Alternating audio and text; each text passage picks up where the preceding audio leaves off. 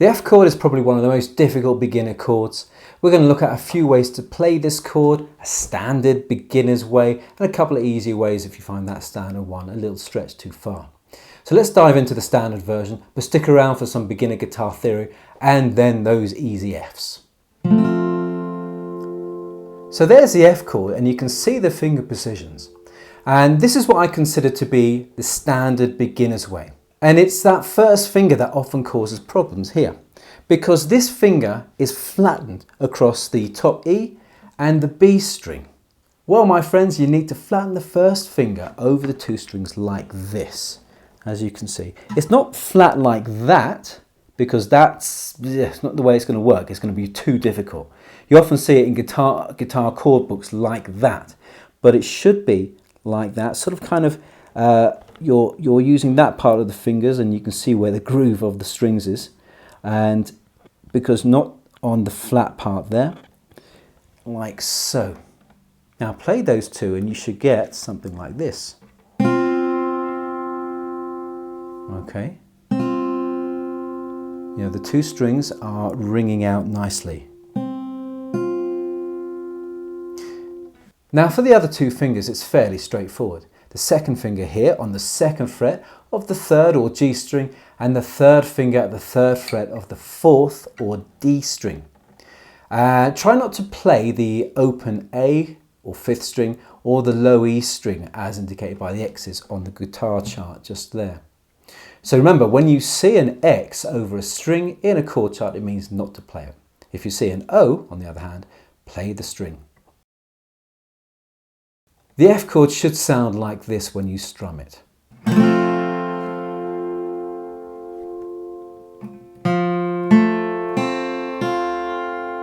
And you can hear all the strings ringing out nice and clearly, and these two dampened. The low E string is being dampened by my thumb, and the fifth string there is being dampened by my third finger there. It's just touching the string.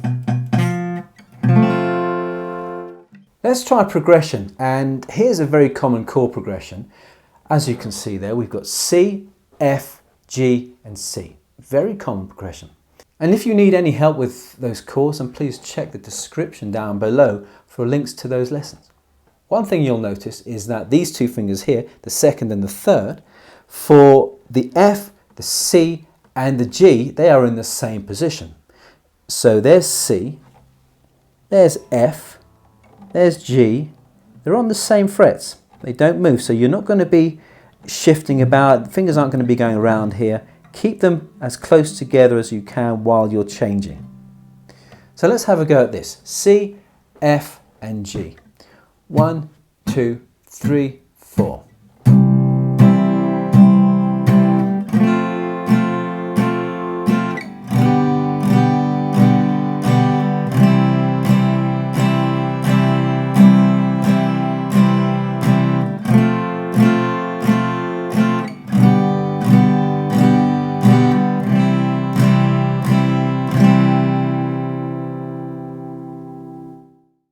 And so watching those fingers, you'll have seen those there just shifting back and forward as you're changing from C to F to G. So a quick bit of theory for a guitar chord, a major guitar chord or even a minor guitar chord. To make a basic guitar chord, also known as a triad, we need the first note, the third note and the fifth note of the scale. In this case it's the F major scale.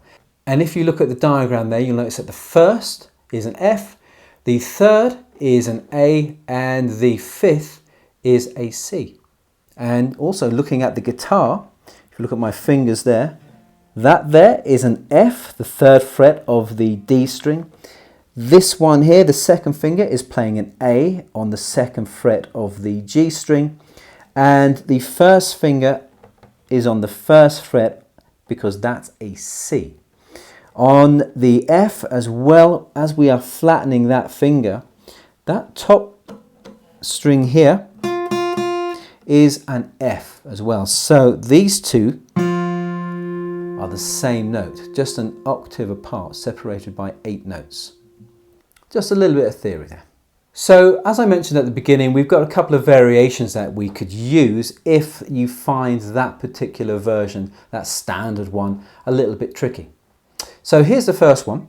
Have a look at this and you'll see that the third finger, the second finger and the first finger are in exactly the same position.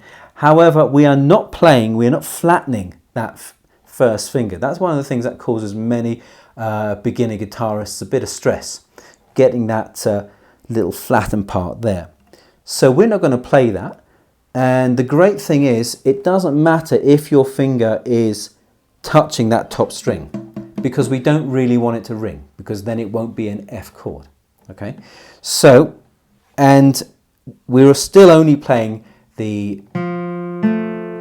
those three strings.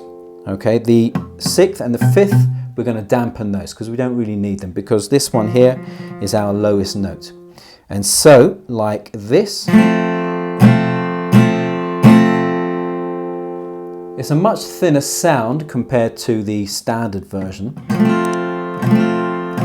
because you don't have that top F note there. But it's good enough. It's definitely good enough to get you going.